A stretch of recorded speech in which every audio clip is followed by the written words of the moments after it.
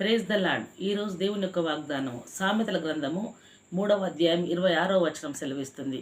యెహోవా నీకు ఆధారమగును, నీ కాలు చిక్కుబడకుండానట్లు ఆయన నిన్ను కాపాడును. హల్లెలూయా. ఈరోజు దేవుని యొక్క వాగ్దానము. దేవుడు మనకేమైతున్నాడు అని అంటే ఆధారం అయి ఉంటున్నాడు, ఆశ్రయ దుర్గం అయి ఉంటున్నాడు, దాగుచోట కొండ కోటగా ఉంటున్నాడు. అంతేకాదు మన కాలు చిక్కుబడకున్నట్లు అనగా మన జీవితం ఎక్కడ చిక్కుబడకున్నట్లు ఆయన మనల్ని రక్షిస్తాడు. ఇవి రక్షించాలి దేవుడు అంటే మనం ఏం చేయాలి?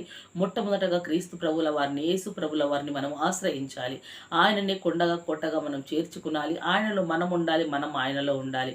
అప్పుడు ఆయన మనకు ఆశ్రయదుర్గంగా, ఆశ్రయస్థానంగా నిలబడి ఉంటాడు.